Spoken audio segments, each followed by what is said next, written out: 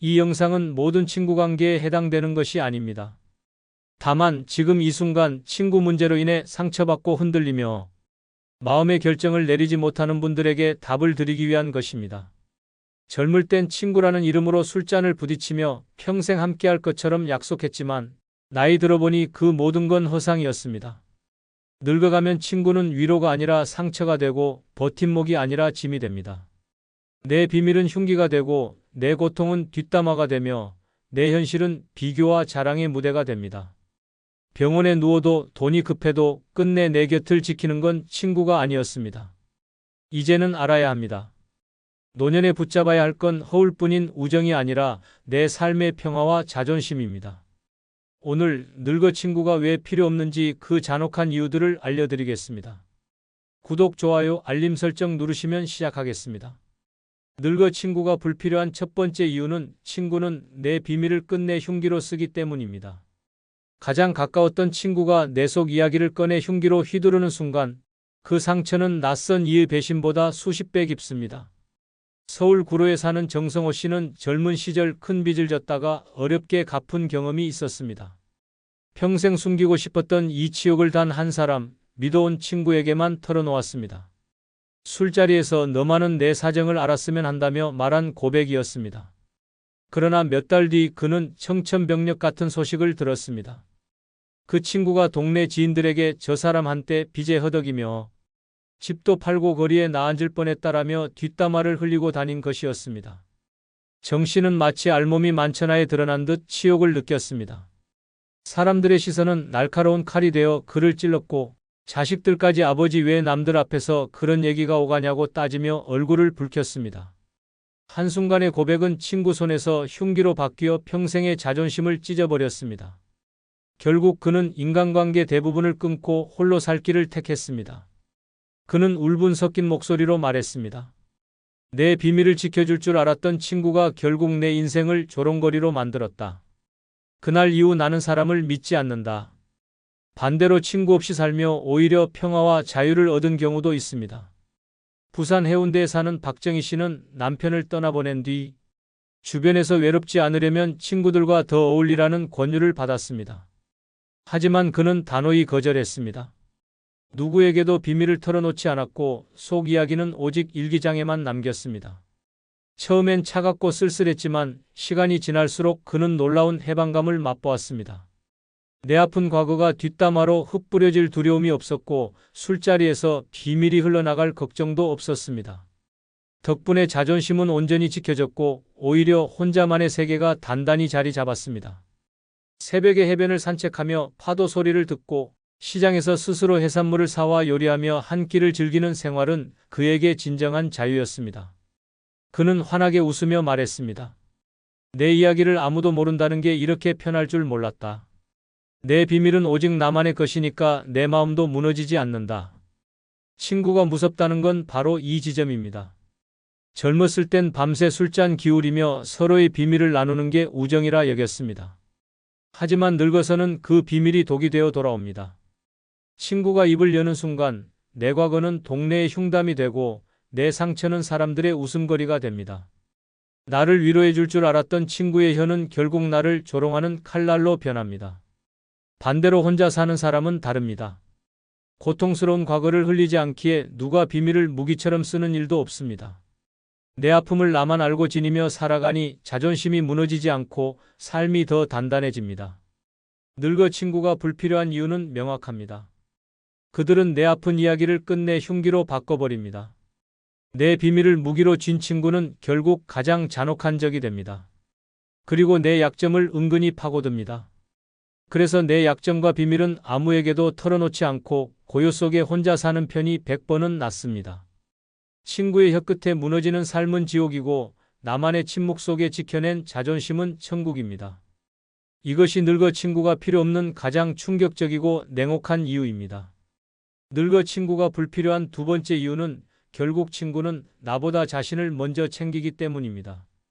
평생을 의지했던 친구에게서 배신을 당하는 순간은 가슴을 찢는 칼날처럼 깊고 날카롭게 남습니다. 경기도 안양에 사는 김영호 씨는 젊은 시절부터 40년 넘게 붙어 다닌 친구에게 5천만 원을 빌려주었습니다. 이유는 단순했습니다. 친구가 자식 결혼 비용이 급하다며 마지막으로 도와달라고 애원했기 때문입니다. 오랜 세월 쌓인 믿음과 정 때문에 그는 주저없이 통장을 털어 돈을 건넸습니다. 병원에 입원할 만큼 건강이 악화된 상황에서도 그는 친구가 최소한의 도리를 할 거라 믿었습니다. 하지만 돌아온 건 전화 한 통 끊긴 연락과 독촉장뿐이었습니다. 수십 년을 함께한 정은 하루아침에 돈 앞에서 무너졌고, 영호 씨의 마음에는 죽는 날까지 믿은 건 친구였는데 결국 나만 바보였다는 피 맺힌 한탄이 남았습니다. 늙어갈수록 이런 배신은 더 잔인합니다. 친구란 이름으로 다가와도 결국 내 병, 내 고통, 내 궁핍보다는 자기 배를 먼저 챙기는 게 현실이었습니다. 아플 때 병실에 찾아와 줄 줄 알았던 친구는 사라지고 정작 곁에 남은 건 비수 같은 외면뿐이었습니다. 반대로 친구를 멀리하고 혼자 사는 삶을 선택했음에도 오히려 행복을 얻은 경우도 있습니다. 강원도 춘천에 사는 박명자 씨는 남편이 세상을 떠난 뒤 주변에서 친구들과 자주 어울려야 한다는 권유를 받았지만 단호히 거절했습니다. 대신 그는 스스로의 일과를 만들었습니다. 매일 새벽 호숫가를 산책하며 하루를 시작하고 오후에는 책을 읽거나 손수 요리를 해 먹으며 시간을 채웠습니다. 처음엔 외로움이 몰려왔지만 시간이 흐르자 마음이 한없이 가벼워졌습니다. 모임 비용에 허덕일 일도 없고 뒷담 화나 비교 속에서 상처받을 일도 없었습니다. 그 절약된 돈으로 손주들에게 용돈을 챙겨줄 수 있었고 가끔은 혼자 여행을 떠나며 자유를 만끽했습니다. 기차를 타고 바닷가에 가서 하룻밤 찜질방에서 묵고 이튿날 일출을 바라보며 혼자 웃던 순간을 그는 인생 최고의 자유라고 말했습니다. 친구가 없어도 나는 내 시간과 내 평화를 가진다. 그것이 진짜 행복이다. 늙어 친구가 필요 없다는 진실은 바로 여기에 있습니다. 젊을 땐 의리와 정으로 얽혀있는 듯 보이지만 시간이 지나고 상황이 달라지면 남는 건 배신과 실망이 훨씬 더 많습니다. 밥값 한 번 나눌 때조차 돈을 먼저 계산하는 건 나였고 힘들어 손을 내밀면 외면하는 건 친구였습니다. 반대로 친구 없이 혼자 사는 사람은 오히려 여유와 평온을 누리며 살았습니다. 내가 쓴 돈과 시간이 모두 내 행복으로 돌아왔고 나만의 생활이 오롯이 지켜졌습니다. 결국 나이 들어 지켜야 할 것은 사람의 얼굴이 아니라 내 삶의 균형과 자존심입니다. 친구에게 의지하며 상처받고 무너지는 삶은 지옥이고 혼자서도 당당히 내 시간을 누리는 삶은 천국입니다. 결국 늙어 친구는 불필요합니다. 그들은 결국 자신을 먼저 챙기며 내 인생의 짐만 더할 뿐입니다. 차라리 혼자의 자유가 더 값지고 혼자의 평화가 더 단단합니다. 배신으로 가슴이 도려내듯 후회하는 삶을 살기보다는 홀로 누리는 자유와 고요 속에서 웃을 수 있는 삶이야말로 진짜 노년의 축복입니다. 이것이 늙어 친구가 필요 없는 가장 충격적이고 냉혹한 이유입니다. 늙어 친구가 불필요한 세 번째 이유는 결국 내가 힘들 땐 친구보다 가족이 먼저이기 때문입니다. 평생을 친구라 믿었던 사람에게 손을 내밀었을 때 돌아온 건 싸늘한 외면이었습니다. 대구에 사는 김동수 씨는 은퇴 후 작은 사업을 시작했다가 크게 실패했습니다. 1억 가까운 빚을 떠안고 집마저 경매에 넘어갈 위기에 몰리자 그는 젊은 시절 술잔을 부딪히며 형제보다 가깝다던 친구들에게 도움을 청했습니다. 그러나 돌아온 답은 냉혹했습니다. 미안하다, 나도 여유가 없다라는 말뿐이었습니다. 그 말 뒤에는 연락 두절이라는 배신이 기다리고 있었습니다. 정작 그가 쓰러져 병원에 실려갔을 때 병실을 지킨 건 피 한 방울 안 섞였어도 함께 웃고 울던 친구가 아니라 끝내 곁을 지켜준 가족뿐이었습니다. 친구는 그 순간 그림자처럼 사라졌고 가족이 유일한 생명줄이었습니다. 김 씨는 눈물을 흘리며 중얼거렸습니다.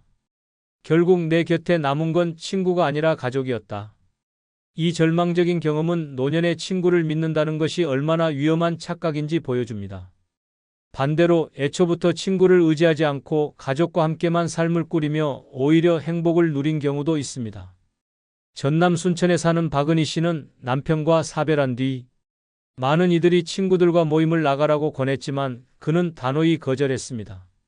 대신 자식들과의 시간을 더 소중히 여기고 작은 텃밭을 가꾸며 손주들과 함께 시간을 보냈습니다.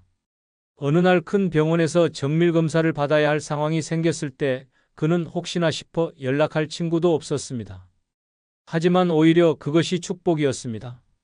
그의 곁을 지켜준 건 친구가 아닌 아들이었고 검사 결과에 함께 울고 웃어준 건 손주들이었습니다. 친구가 없는 대신 뒷담화에 상처받을 일도 모임비에 허덕일 일도 없었으며 오직 가족과의 진실된 교류 속에서 마음이 단단해졌습니다. 그는 환하게 웃으며 말했습니다. 내가 친구를 의지하지 않으니 배신당할 일도 없고 결국 힘들 땐 가족이 다 지켜주더라. 그게 진짜 편안한 노년이다. 이처럼 친구란 젊을 때는 의지처가 될 것 같지만 늙어서는 책임과 희생을 요구하는 순간 가장 먼저 등을 돌립니다. 돈 문제 앞에서 병원 침대 위에서 눈물이 쏟아지는 절망의 밤에 친구는 사라지고 가족만 남습니다.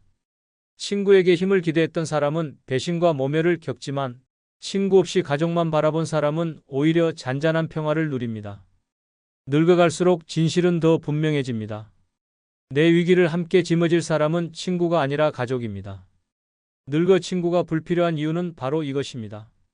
내가 힘들 때 친구는 결국 핑계를 대며 사라지지만 그래도 가족은 마지막까지 내 손을 잡아주고 옆에 있기 때문입니다. 허울뿐인 우정보다는 피와 정으로 묶인 가족이 진짜 버팀목입니다. 노년의 친구를 붙잡는 순간 그 우정은 독이 되어 돌아오지만 가족에게 집중하면 그 시간이 삶을 지켜내는 방패가 됩니다. 결국 노년에 필요한 건 허울뿐인 친구가 아니라 끝까지 내 곁을 지켜줄 가족입니다. 이것이 늙어 친구가 필요 없는 가장 냉혹하고 충격적인 이유입니다.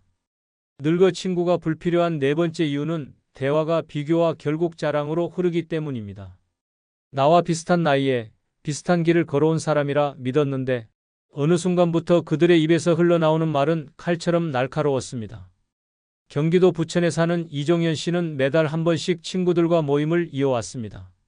처음엔 소소한 안부와 건강 이야기가 오갔지만 시간이 지날수록 분위기는 달라졌습니다. 우리 아들은 외국계 회사 다니며 억대 연봉이야, 내 딸은 집을 2채나 샀다더라 같은 자랑이 이어졌습니다. 종현 씨는 듣는 순간마다 가슴이 조여왔습니다. 정작 자신의 아들은 취업 준비 중이었고 딸은 결혼도 늦어져 집 문제로 고민하고 있었기 때문입니다. 하지만 더 끔찍한 건 자랑에 이어지는 은근한 비교였습니다. 넌 애들이 아직 안정 못했구나. 그래도 집은 있지? 라는 말들이 그의 가슴에 비수를 꽂았습니다. 결국 모임을 마치고 돌아오는 길마다 그는 자신이 초라한 인간처럼 느껴졌습니다. 몇십 년을 함께한 친구들이었지만 그들의 말은 위로가 아니라 상처였습니다. 이 씨는 한숨을 내쉬며 말했습니다. 친구와 만난 자리가 즐거움이 아니라 자존심을 갈아먹는 지옥이더라. 반대로 아예 친구 모임을 끊고 혼자의 삶을 택했음에도 오히려 웃음을 되찾은 사례도 있습니다. 충남 공주에 사는 최영자 씨는 남편을 먼저 떠나보내고 친구들과 종종 만나며 외로움을 달래려 했습니다. 하지만 그 자리에서 들려오는 건 늘 자식 자랑과 생활 자랑뿐이었습니다.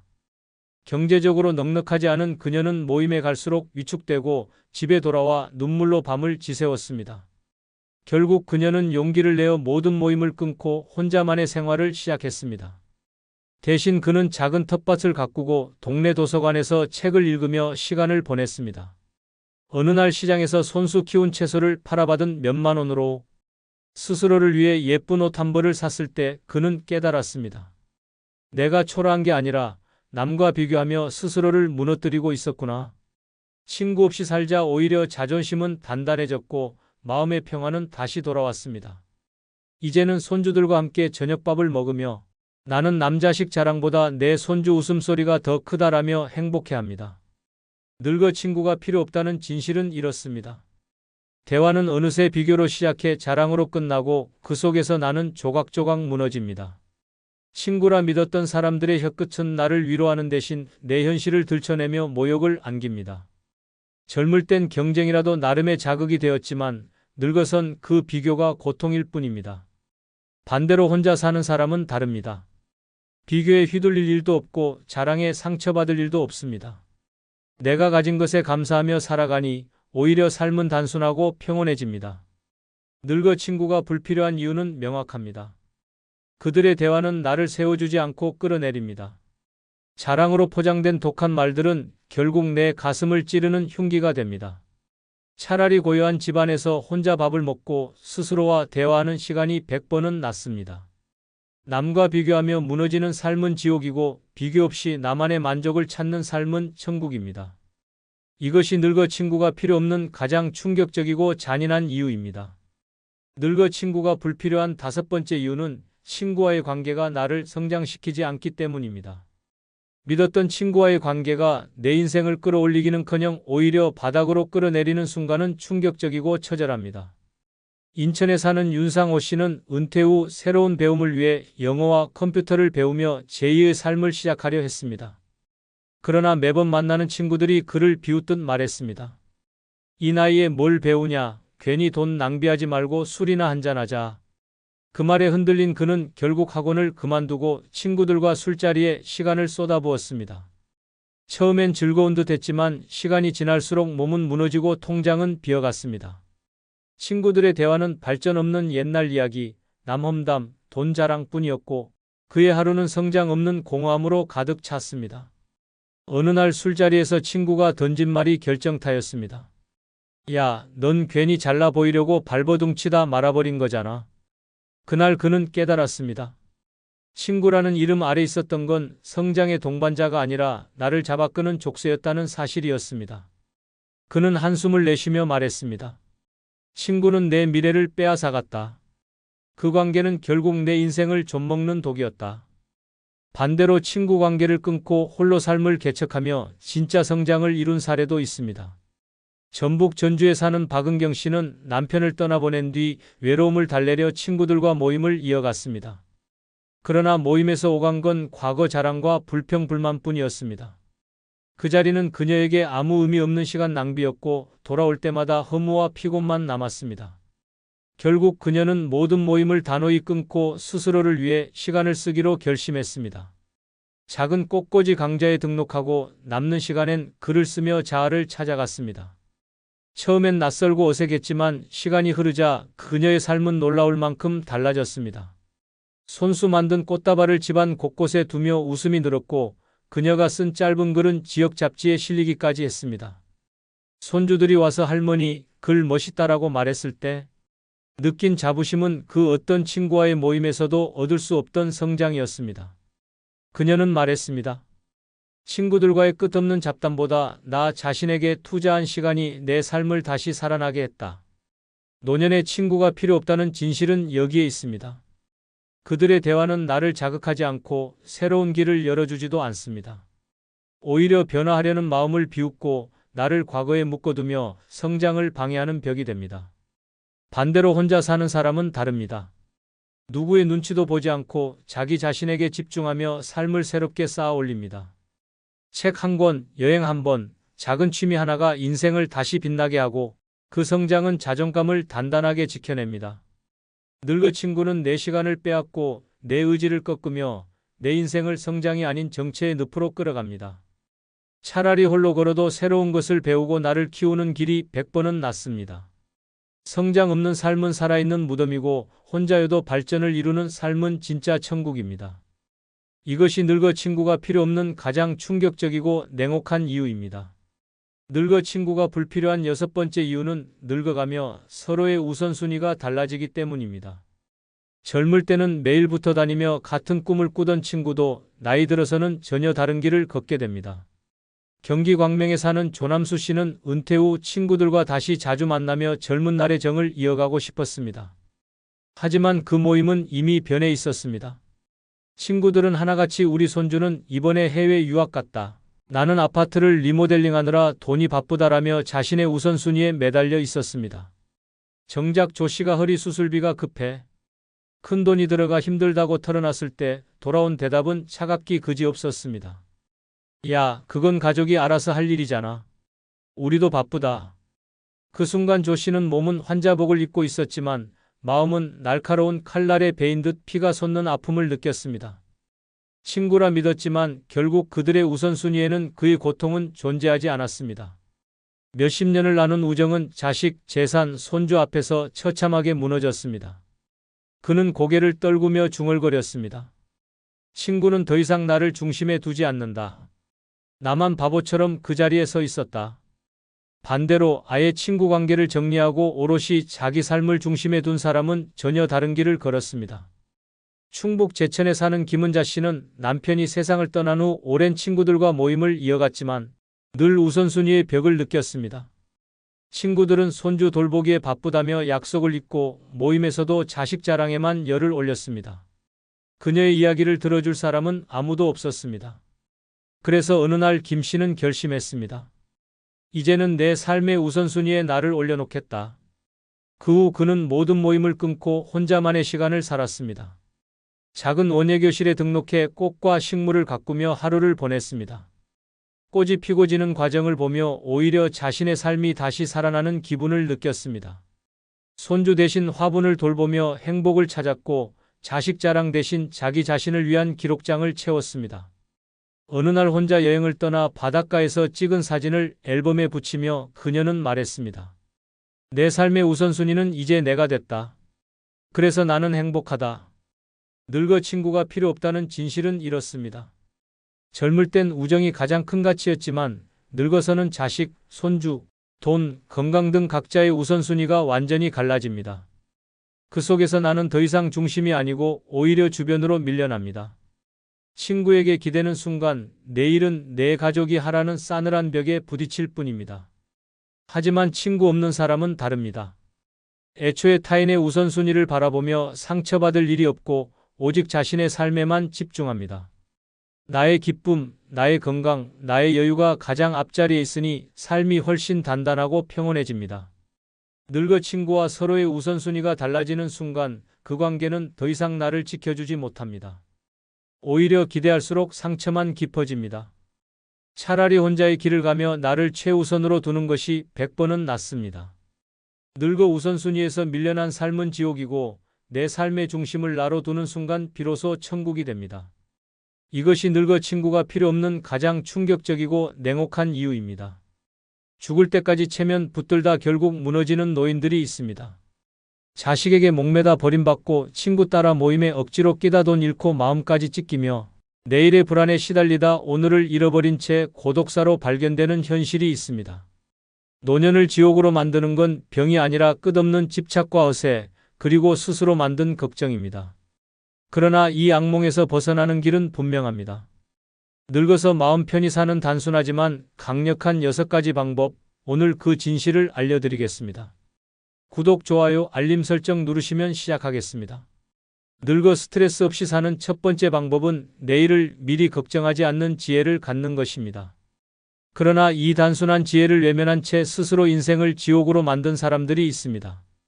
서울의 한 노인은 잠들기 전마다 전기요금 고지서를 붙잡고 떨었습니다.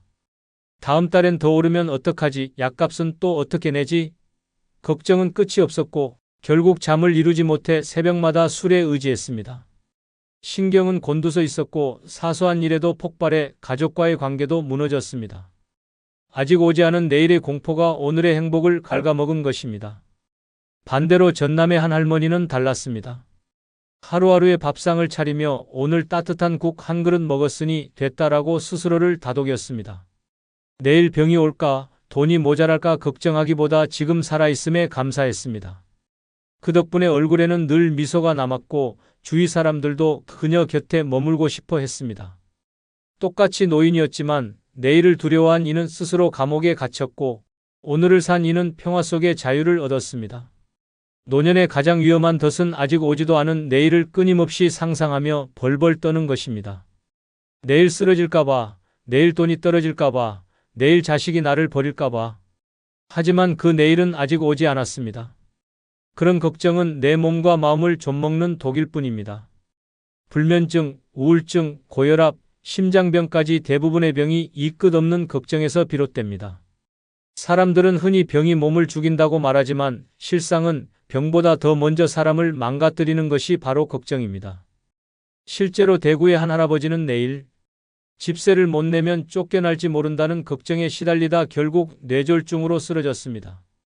아이러니하게도 그 다음 달 집주인은 집세를 올리지 않았고 쫓겨날 일도 없었습니다. 하지만 걱정은 이미 그의 몸을 파괴한 뒤였습니다. 반대로 충청도의 한 노인은 전혀 달랐습니다. 연금이 크지 않아도 매일 아침 창밖을 보며 오늘 하루를 버틸 힘이 있으면 됐다라고 말했습니다.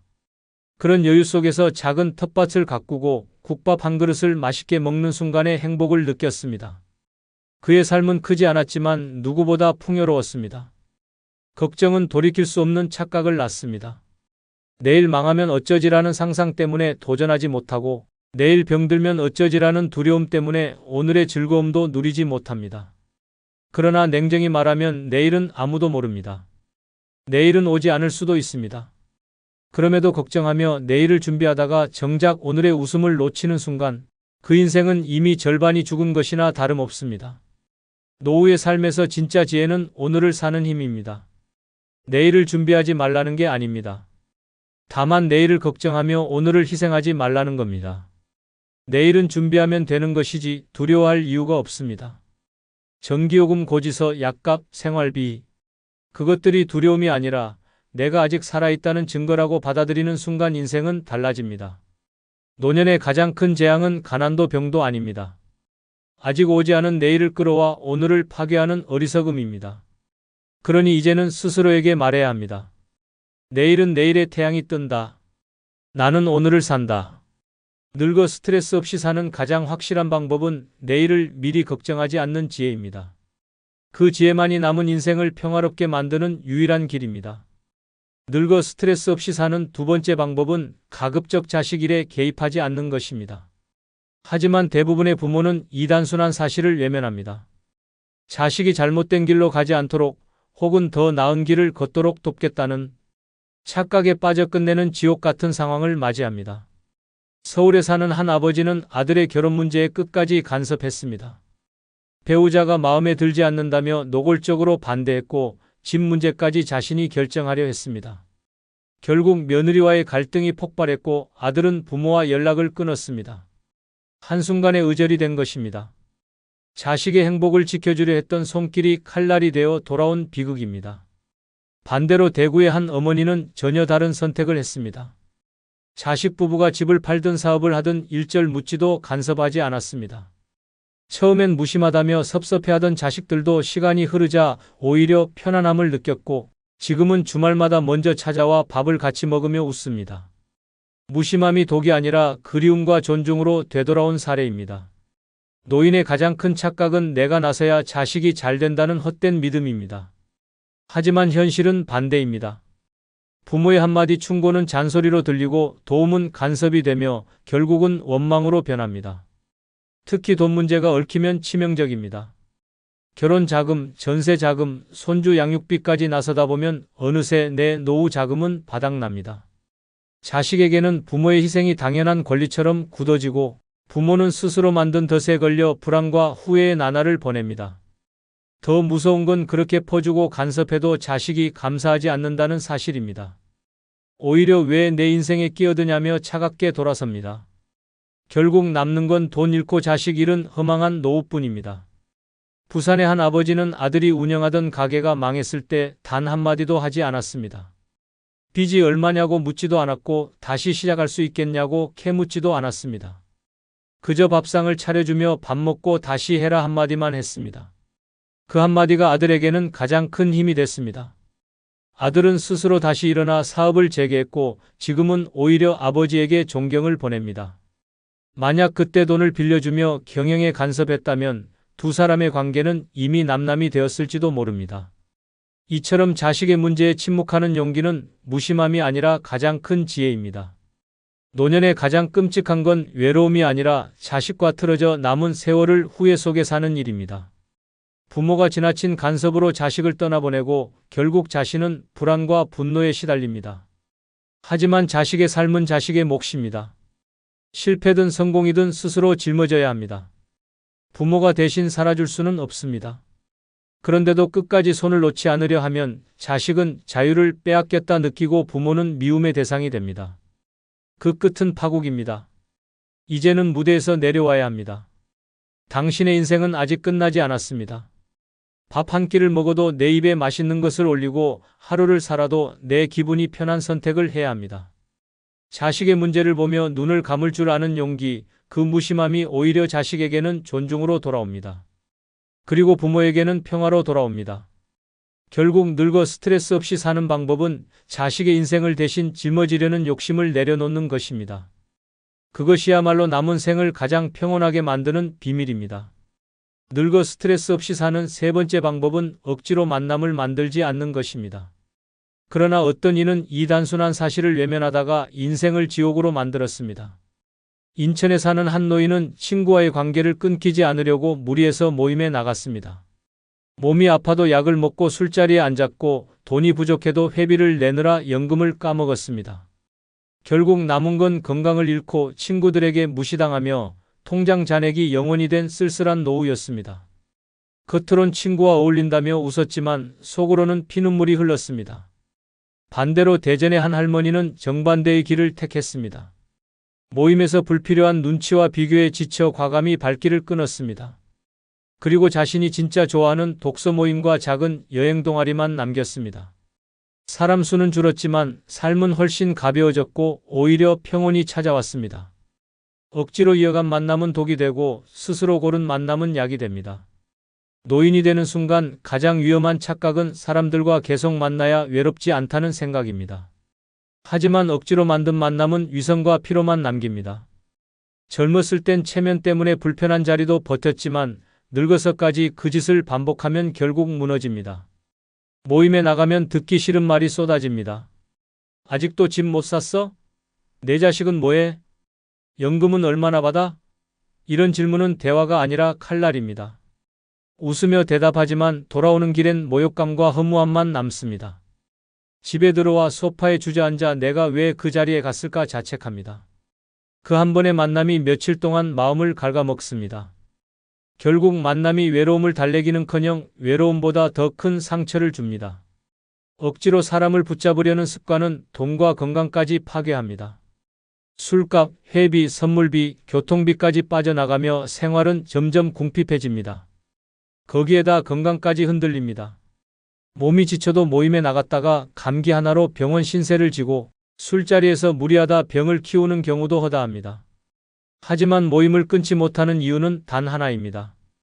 혼자 남을까 두렵다는 공포입니다. 그러나 진실은 정반대입니다. 억지로 모인 사람들 사이에서도 결국은 혼자입니다. 진짜로 마음을 나눌 사람이 없으니 그 자리는 오히려 고립을 더 심화시키는 감옥이 됩니다. 광주의 한 노인은 억지로 모임에 끌려다니던 시절 늘 술과 담배로 위로를 받았습니다. 하지만 모임이 끝나면 남는 건 고혈압 약과 공허함뿐이었습니다. 결국 건강은 무너지고 경제적 부담은 쌓였습니다. 반대로 그가 용기를 내어 모든 모임을 끊어낸 순간 삶이 달라졌습니다. 매일 새벽 공원을 산책하고 집 근처 도서관에서 책을 빌려 읽으며 조용히 커피 한 잔을 즐겼습니다.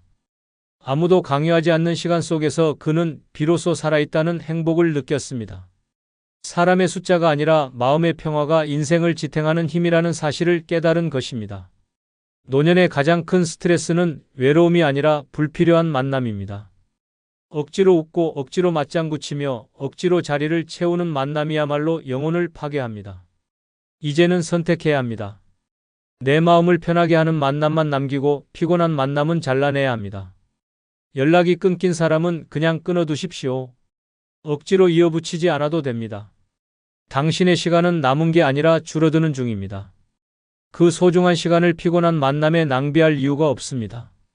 늙어 스트레스 없이 사는 가장 확실한 방법은 억지로 만남을 만들지 않는 것입니다. 혼자가 두려운 게 아니라 잘못된 만남이야말로 진짜 두려운 적이라는 사실을 잊지 마십시오. 늙어 스트레스 없이 사는 네 번째 방법은 남에게 돈 빌려주지 않는 단호함을 갖는 것입니다. 그런데 이 단순한 원칙을 지키지 못한 노인들의 인생은 순식간에 파멸로 향했습니다. 부산에 사는 한 노인은 오랜 친구의 간절한 부탁에 속아 퇴직금을 내줬습니다. 한 달만 쓰고 갚겠다는 약속은 2달, 3달을 넘기더니 끝내 연락이 끊겼습니다. 남은 건 통장이 텅 빈 현실과 배신감에 치를 떠는 가슴뿐이었습니다. 결국 생활비가 없어 손주 용돈도 못 주고 아내에게까지 원망을 들으며 피눈물을 삼켜야 했습니다. 반대로 대전의 한 할머니는 정반대의 선택을 했습니다. 아들이 급히 돈을 빌려달라고 했지만 단호히 거절했습니다. 주변에서는 자식인데 어떻게 외면하냐 비난했지만 그녀는 내 노후는 내 것이다라며 지켜냈습니다. 시간이 지나 아들은 스스로 문제를 해결했고 오히려 어머니의 단호함 덕분에 자신의 인생을 책임지는 법을 배웠다고 고백했습니다. 돈을 빌려준 노인은 파탄을 맞고 돈을 지킨 노인은 존엄을 지켰습니다. 노인들의 가장 큰 착각은 내가 돕지 않으면 안 된다는 헛된 의무감입니다. 하지만 노년의 돈은 남의 인생을 위한 기부금이 아닙니다. 노인의 돈은 생존줄입니다. 의료비, 약값, 생활비까지 모든 것이 돈으로 버텨야 하는 나이에 한 번의 잘못된 선택이 노년 전체를 무너뜨립니다. 가족이라도 예외가 아닙니다. 자식에게 빌려준 돈이 돌아오는 경우는 극히 드뭅니다. 빌려준 순간 도움이 아니라 당연한 권리가 되어버립니다. 감사 대신 요구가 늘어나고 결국 부모는 지갑만 열다 남는 게 없는 노후를 맞습니다. 가장 충격적인 건 돈을 못 빌려줬다고 욕을 먹는 게 아니라 빌려줬는데도 원망을 듣는 경우가 많다는 점입니다. 인간의 욕심은 끝이 없기 때문입니다. 서울의 한 할아버지는 평생 모은 퇴직금을 사위의 사업 자금으로 내줬습니다. 처음엔 감사하다고 고개를 숙이던 사위가 사업이 실패하자 돌연 태도를 바꿨습니다. 장인이 투자한 거 아니었습니까? 라며 책임을 떠넘겼습니다. 돈도 잃고 가족관계도 산산조각난 그는 결국 혼자가 되었습니다. 반대로 광주의 한 노인은 친구의 빚 보증을 부탁받았지만 딱 잘라 거절했습니다. 친구는 섭섭하다며 떠났지만 시간이 지나 그의 선택이 옳았음이 드러났습니다. 보증을 서준 다른 지인들은 모두 집을 잃고 신용불량자가 되었기 때문입니다. 그는 그때 말했다고 합니다. 인간관계는 다시 만들 수 있어도 노후 자금은 다시 못 만든다. 억지로 빌려준 돈은 돌려받지 못합니다. 빌려간 사람은 절박한 순간이었을지 몰라도 갚을 능력이 있었다면 애초에 빌리러 오지도 않았을 것입니다. 더 무서운 건 돈이 오가면서 관계의 본 모습이 드러난다는 점입니다. 평생 친구라 믿었던 사람도 돈 앞에서 돌변합니다. 가까운 가족조차 돈 문제 앞에선 남보다 더 잔인해집니다. 그래서 노인의 돈은 철저히 지켜야 합니다. 남에게 빌려주지 않는 단호함은 인색함이 아니라 자기 방어입니다.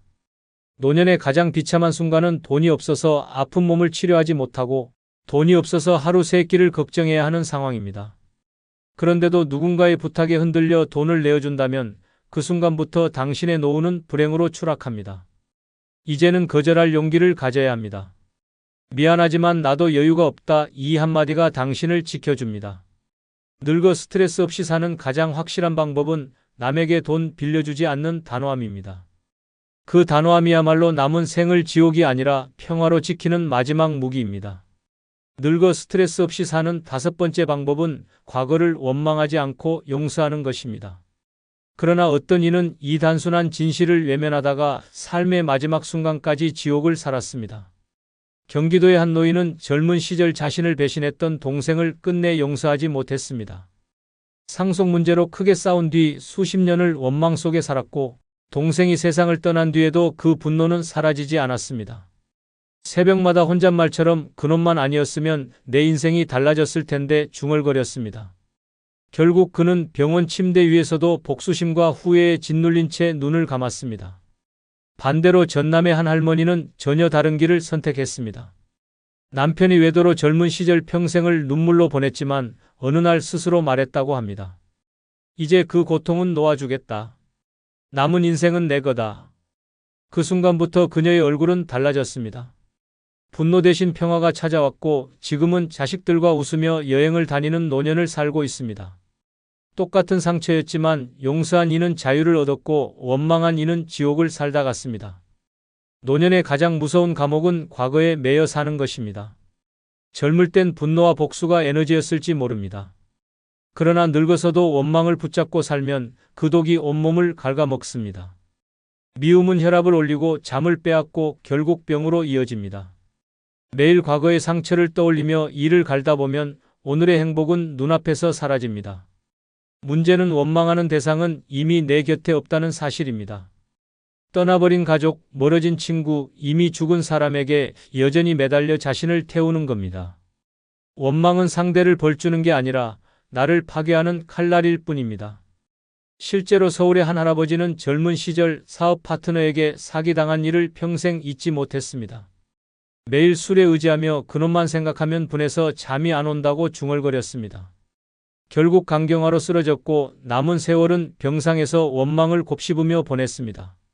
누구를 벌하지도 못한 채 자기만 무너져 내린 것입니다. 반대로 강릉의 한 할머니는 비슷한 경험을 했습니다.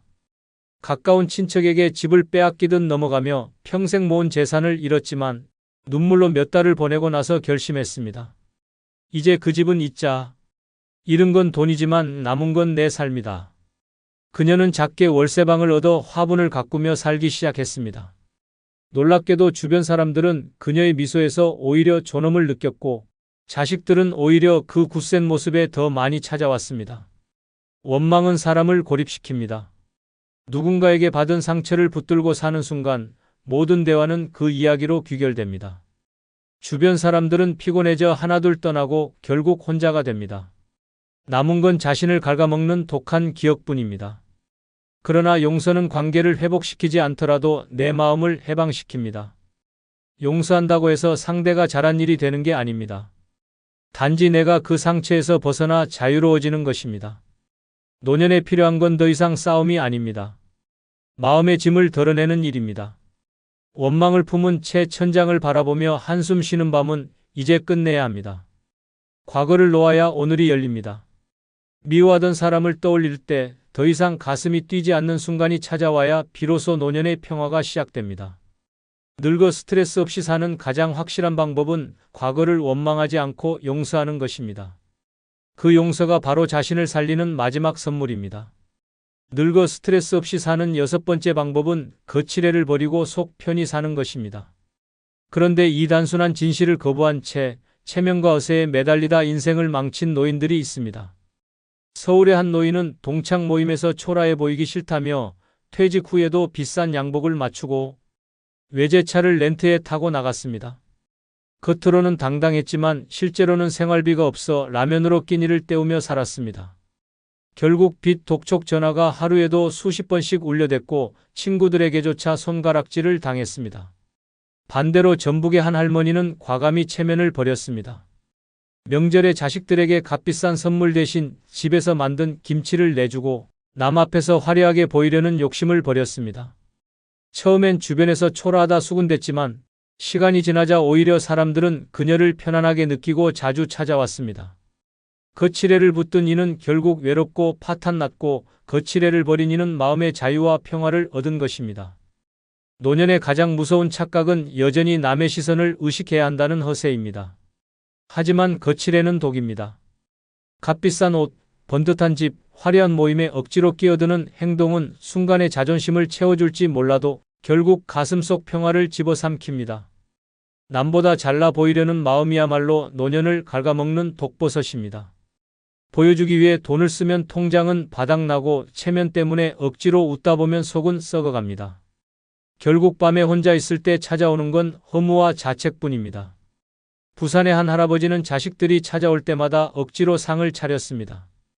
빚을 내서라도 한우와 전복을 올리며 아버지 체면 구기면 안 된다는 생각에 사로잡혔습니다. 그러나 자식들은 고마워하지 않았습니다. 오히려 왜 이렇게 무리하셨냐라며 짜증을 냈습니다. 그 순간 그는 깨달았습니다. 자신이 지키려던 체면은 자식에게조차 아무 의미 없었다는 사실을. 반대로 충청도의 한 노인은 정반대의 길을 걸었습니다. 자식들이 찾아와도 소박하게 밥상에 된장찌개 하나 올려놓으며 웃었습니다. 이게 우리 집 밥이다라며 당당히 말했을 때 오히려 자식들은 진심을 느꼈습니다. 허세를 버린 밥상이 오히려 가족의 사랑을 더 끌어낸 것입니다. 남이 나를 어떻게 평가할까 눈치를 보는 순간 나는 내 삶의 주인이 아니라 세상의 노예가 됩니다. 노후의 가장 비참한 삶은 남들 앞에 화려한 가면을 쓰고 집에 돌아와 그 가면을 벗은 뒤 텅 빈 현실과 마주하는 삶입니다. 다 부질없다. 평생 쌓아온 재산도 자식에게 쏟아부은 정성도 남들이 부러워하던 인간관계도 어느 순간 모래성처럼 무너집니다. 남편은 병상에서 손을 놓고 떠나고 자식은 효도 대신 계산기를 두드리며 부담을 따집니다. 친구라 부르던 이들은 뒷담화로 등을 찌르고 형제는 유산 때문에 칼끝 같은 말로 상처를 남깁니다. 결국 마지막에 지켜줄 사람은 누구도 아닌 나 자신뿐입니다.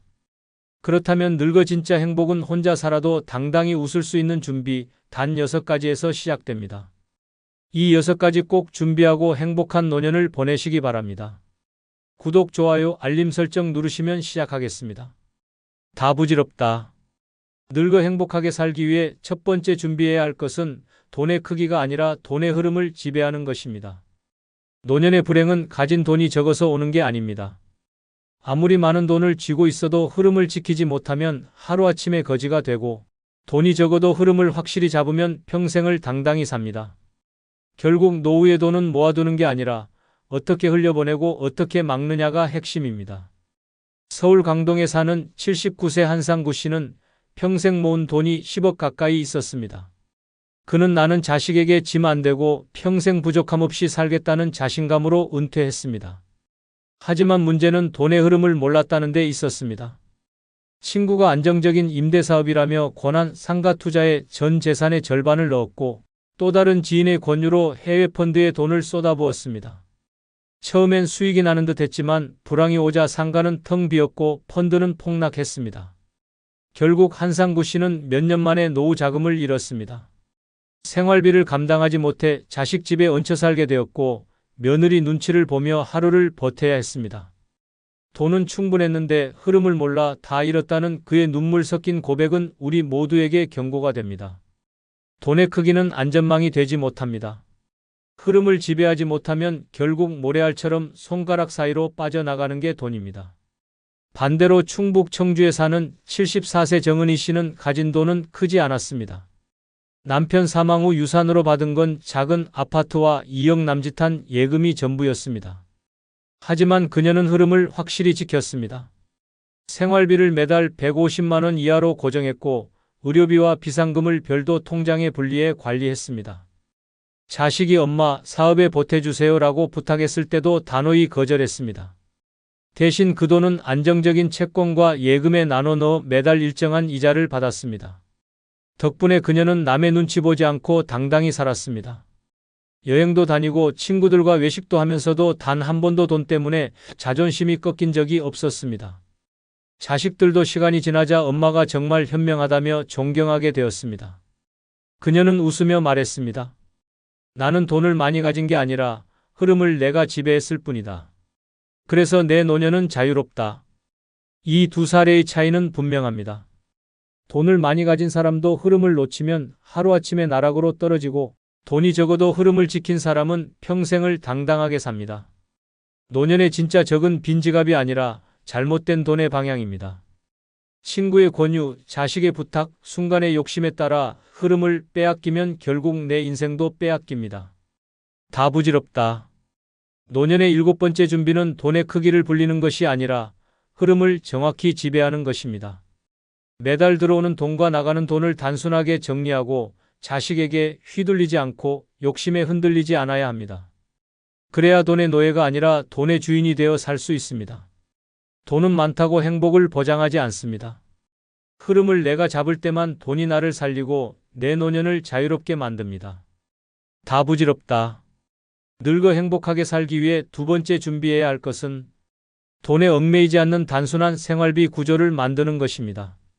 나이 들어 가장 비참한 순간은 가진 돈이 적어서가 아니라 매달 나가는 고정비에 발목이 잡혀 꼼짝 못할 때 찾아옵니다. 매달 나가는 관리비, 보험료, 대출 이자, 자식에게 주는 돈까지 합치면 남는 게 없습니다. 결국 내 입에 들어가는 밥값조차 아까워지고 병원에 갈까 말까 고민하다 몸이 무너집니다. 그래서 노년의 진짜 행복은 많은 돈에서 오는 게 아니라 단순하게 계산된 생활비 구조에서 시작됩니다. 서울 강북에 사는 74세 김정순 씨의 이야기는 충격적입니다. 그는 평생 전략하며 살아왔습니다. 노후에 자식에게 손 벌리지 않으려면 무조건 아껴야 한다는 생각으로 국밥 한 그릇도 사치처럼 여겼습니다. 하루 3끼를 3,000원짜리 국밥으로 때우며 약값도 아까워 진통제를 끊었습니다. 조금 아프면 참으면 되지 하며 버티다 결국 거실에서 쓰러졌습니다. 응급실로 실려갔지만 이미 상태는 악화된 뒤였습니다. 병원비는 순식간에 수백만 원이 쌓였고 그녀가 평생 모아둔 돈은 단 몇 달 만에 바닥이 났습니다. 자식들은 병실에 모여 울며 말했습니다. 엄마, 왜 그렇게까지 사셨어요? 조금만 드시고 치료받으시지. 그러나 이미 몸은 망가져 있었고 회복은 불가능했습니다. 결국 평생 아끼며 모은 돈은 다 병원비로 빠져나갔고 그녀에게 남은 건 고통과 후회뿐이었습니다. 마지막 순간 그녀는 차라리 돈을 쓰며 제대로 먹고 살 걸 하며 눈물로 후회했습니다. 이처럼 아껴도 결국 흘러나가는 돈 앞에서 무너지는 것이 노년의 현실입니다. 반대로 대구에 사는 72세 박영호 씨는 전혀 다른 길을 택했습니다. 그는 젊었을 때부터 노년엔 단순해야 산다라는 신념을 지켰습니다. 50대에 들어서자마자 빚을 모두 갚았고 대출과 카드 빚을 노후에 들이지 않겠다고 결심했습니다. 그래서 노년에 들어서 그의 생활비는 세 가지뿐입니다. 먹는 돈, 병원비, 그리고 자기 즐거움을 위한 돈. 자식에게 주는 용도는 생활비에서 아예 지워버렸습니다. 그 덕분에 그는 매달 쓰는 돈이 단순해졌습니다. 가계부를 열어봐도 머리 아플 일이 없습니다. 한 달에 얼마를 쓰는지 명확하게 보이니 마음이 가볍습니다. 그 돈으로는 소고기 사 먹을 때도 있고 가끔은 지방 여행도 다녀옵니다. 자식들은 처음에 아버지 너무 이기적 아니냐고 했지만 시간이 지나자 오히려 부러워했습니다. 아버지처럼 사는 게 진짜 멋있다라며 존경하게 된 것입니다. 박영호 씨는 말합니다. 내가 즐겁게 사는 게 결국 자식에게 짐 안 되는 길이다. 실제로 그는 큰 병 없이 건강하게 살고 있고 자식도 부담이 없어 행복합니다. 이 두 사례는 우리에게 분명한 메시지를 줍니다. 죽기 직전 후회하며 돈을 쓰지 못한 인생이냐, 당당하게 나를 위해 쓰며 사는 인생이냐. 선택은 지금 준비하는 우리에게 달려 있습니다. 돈을 모으는 것보다 중요한 건 어떻게 쓰느냐입니다. 남에게 보여주기 위한 지출, 체면 차리는 지출, 자식에게 퍼주는 지출은 노년의 독이 됩니다. 내 인생의 주인은 나 자신인데 정작 나를 위한 지출이 없으면 결국 내 노년은 비참해집니다. 다 부질없는 세상에서 결국 나를 지켜주는 건 남이 아니라 나만의 단순한 생활비 구조입니다. 내 밥값, 내 건강비, 내 즐거움에만 집중하면 됩니다. 그렇게 해야 비로소 돈에 쫓기지 않고 남 눈치 보지 않고 행복한 노년을 살 수 있습니다. 지금부터라도 내 생활비를 단순하게 정리해 보십시오. 그게 바로 늙어 행복하게 사는 첫 번째 준비입니다. 다 부질없다. 늙어 행복하게 살기 위해 세 번째 준비해야 할 것은 건강을 지킬 수 있는 생활 습관을 만드는 것입니다.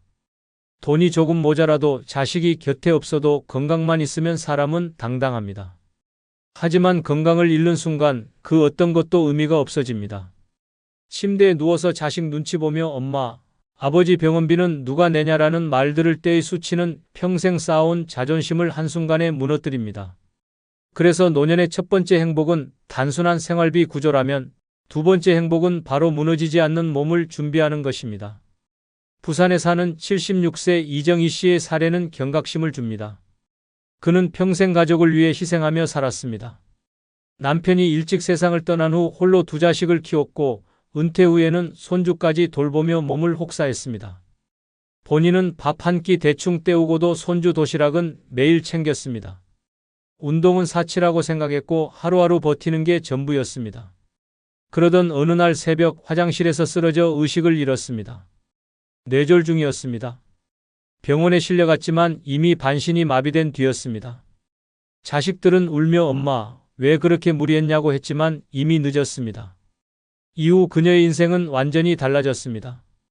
누군가의 도움 없이는 밥 한 숟가락도 못 드는 신세가 되었고 평생 자식에게 짐이 되지 않으려 버텼던 여인은 결국 자식의 짐으로 전락했습니다. 그녀는 휠체어에 앉아 눈물로 말했습니다. 나는 가족을 위해 몸을 버렸는데 결국 이렇게 살아야 하네. 이보다 더 큰 비극이 어디 있겠습니까? 반대로 광주에 사는 71세 박동환 씨는 정반대의 삶을 보여줍니다. 그는 젊었을 때부터 몸은 비처럼 쌓인다는 말을 신조로 삼았습니다. 퇴직 후에도 매일 새벽 공원을 걸으며 하루 30분이라도 스트레칭을 했습니다. 돈은 없어도 병원에만 안 가도 남는 장사다라는 말이 그의 좌우명이었습니다.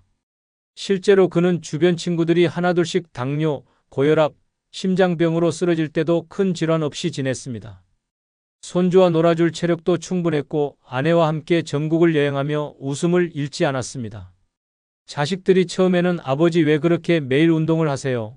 좀 쉬셔도 되잖아요 라며 타박했지만 결국 아버지 덕분에 간병 걱정이 없어 오히려 감사하게 되었습니다. 그는 말합니다. 건강은 나를 위한 게 아니라 결국 가족까지 살리는 거다. 지금도 그는 병원에 의존하지 않고 자신이 정한 생활 습관 덕분에 당당히 살고 있습니다. 이 두 이야기는 무서운 대비를 보여줍니다. 건강을 무시한 채 살면 마지막엔 인간으로서의 존엄까지 잃게 되고 건강을 지키는 습관을 만든 사람은 노년에 오히려 자유를 얻습니다. 운동을 한다고 해서 젊을 때처럼 팔팔하게 뛰는 건 아닙니다. 하지만 매일 조금씩 몸을 관리하면 큰 병을 피할 수 있습니다. 그리고 그것만으로도 노년의 삶은 완전히 달라집니다. 다 부질없다. 자식도 돈도 집도 다 부질없다. 결국 내 몸이 무너지지 않아야 마지막까지 웃으며 살 수 있습니다. 건강을 지키는 습관, 그 단순한 준비가 노년의 두 번째 행복을 결정합니다. 돈이 없어도 밥 한 끼는 스스로 차려 먹을 수 있고 병원비 걱정 없이 네 발로 걸을 수 있다면 그것만으로도 성공한 노년입니다. 그러니 오늘부터라도 몸을 챙기십시오. 매일 20분이라도 걸으십시오. 그 사소한 습관 하나가 노년의 자유를 지켜줄 유일한 무기입니다. 다 부질없다. 늙어 행복하게 살기 위해 네 번째 준비해야 할 것은 혼자 있어도 외롭지 않은 마음을 단련하는 것입니다. 노년의 가장 무서운 적은 병도 아니고 가난도 아닙니다. 바로 고독입니다. 혼자 있는 시간이 두려워서 억지로 자식에게 매달리고 쓸모없는 인간관계에 집착하다가 결국 더 깊은 상처를 받습니다. 그래서 혼자 있는 시간을 어떻게 받아들이느냐가 인생 후반부의 질을 가릅니다. 전북 익산에 사는 78세 김명자 씨는 남편을 먼저 떠나보내고 홀로 살게 되었습니다. 처음에는 외로움이 너무 두려워 아침마다 전화를 돌렸습니다. 자식에게, 친구에게, 심지어 별로 친하지도 않은 옛 직장 동료에게까지 전화를 걸었습니다. 하지만 돌아온 건 냉랭한 반응뿐이었습니다. 엄마, 지금 바빠요. 아줌마, 왜 갑자기? 이런 말들이 반복되자 그녀는 점점 더 초라해졌습니다. 결국 동네 사람들 사이에서도 외로운 할머니라는 꼬리표가 붙었고 점점 만남조차 피하는 대상이 되었습니다. 그녀는 방 안에서 혼잣말을 하며 눈물로 하루를 버텼습니다.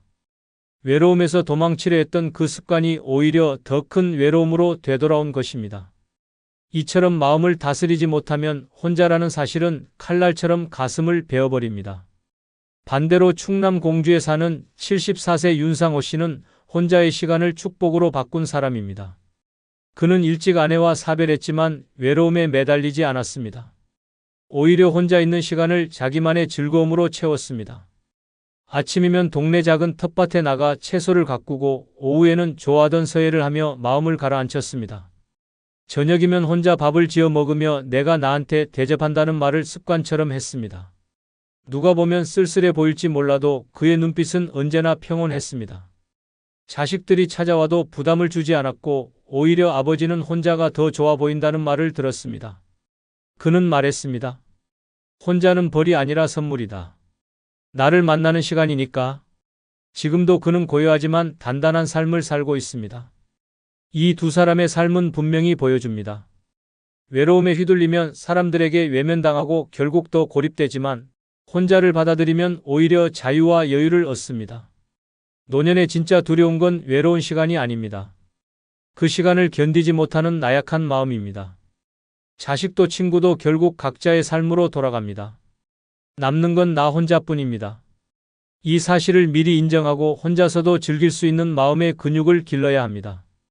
책을 읽거나 음악을 듣거나 산책을 하며 스스로에게 집중하는 습관이 필요합니다. 다 부질없다. 결국 마지막에 남는 건 내 마음뿐입니다. 누군가가 내 곁을 지켜주지 않아도 괜찮다고 말할 수 있는 내적 힘, 그것이 노년의 세 번째 준비입니다. 혼자 있어도 두렵지 않은 사람, 혼자여서 더 자유로운 사람, 그 사람이야말로 진짜 행복을 잡은 사람입니다.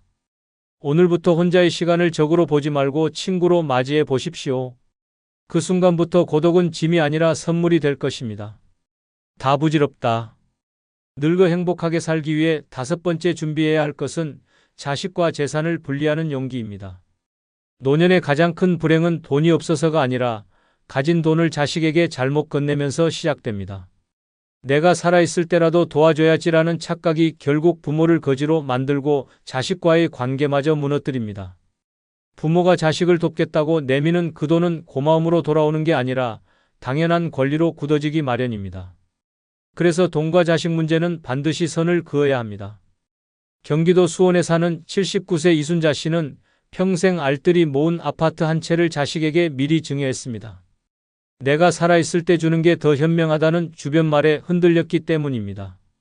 처음엔 아들이 엄마 정말 감사합니다라며 눈물까지 흘렸습니다. 하지만 몇 달 지나지 않아 상황은 달라졌습니다. 아들은 집을 담보로 대출을 받아 사업을 시작했고 결국 실패했습니다. 은행에서 빚 독촉이 들어오자 그는 차갑게 말했습니다. 엄마, 어쩔 수 없어요. 집은 이미 제 거니까. 그 순간 이순자 씨는 피가 거꾸로 솟는 심정을 느꼈습니다. 평생 자식을 믿고 내준 집 한 채가 하루아침에 사라졌고 자신은 전세방으로 밀려나야 했습니다.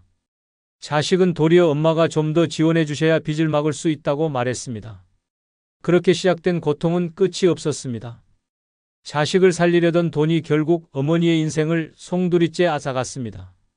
반면 전남 여수에 사는 73세 최영호 씨는 정반대의 길을 걸었습니다. 그는 주변에서 자식에게 미리 주는 게 효도받는 길이라는 말을 들었지만 단호했습니다. 내가 죽을 때까지 내 재산은 내 거다. 그는 자식에게도 분명히 말했습니다. 돈이 필요하면 스스로 벌어라. 나는 너희에게 돈을 남겨주려고 사는 게 아니다. 자식들은 처음엔 불만을 터뜨렸습니다. 아버지는 너무 냉정하다. 하지만 시간이 지나자 자식들도 오히려 독립심을 키웠습니다. 각자 삶을 개척하며 부모에게 손을 벌리지 않았고 오히려 아버지에게 감사하게 되었습니다. 지금 최영호 씨는 자신이 원하는 대로 살고 있습니다. 매달 연금을 받아 자신이 쓰고 싶은 대로 쓰고 여행도 다니며 즐기고 있습니다. 자식들과의 관계도 오히려 더 편안해졌습니다. 그는 말했습니다. 내 돈은 내 인생의 안전망이다. 그걸 지켜야 자식에게도 떳떳하다.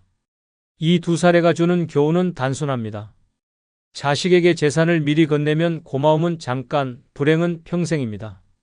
반대로 재산을 지키고 선을 긋는 부모는 자식에게 욕을 먹을지 몰라도 결국은 서로의 관계가 건강하게 유지됩니다. 노년의 가장 위험한 착각은 자식이 나를 지켜주겠지라는 기대입니다. 현실은 정반대입니다. 자식도 자기 살기에 바쁘고 부모의 재산은 쉽게 탐내는 대상이 됩니다. 그렇기에 노년의 진짜 현명한 길은 재산을 끝까지 지키며 자식을 돕지 않는 것입니다. 다 부질없다. 결국 내 재산은 내가 지켜야 내 노년도 내 자존심도 지켜집니다. 자식에게 미리 주는 순간 행복은 무너지고 원망만 남습니다. 돈을 움켜쥐라는 게 아닙니다. 다만 내 인생의 마지막 방패를 함부로 내려놓지 말라는 것입니다. 노년의 네 번째 준비는 자식과 돈을 철저히 분리하는 용기입니다. 그 용기 하나가 당신의 남은 생을 자유롭게 만들 것입니다. 다 부질없다.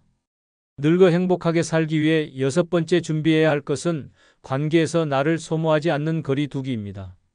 노년의 고통은 타인 때문이 아니라 타인에게 휘둘리는 나 자신 때문에 생깁니다.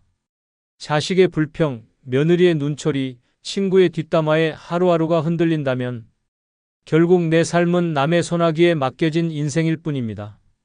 노년에 가장 필요한 것은 얽히고 설킨 인간관계 속에서 나를 소모하지 않는 기술, 바로 거리두기입니다. 서울 은평에 사는 77세 박정임 씨는 대표적인 반면교사입니다. 그는 혼자가 두려워 매일 자식 집을 찾아갔습니다.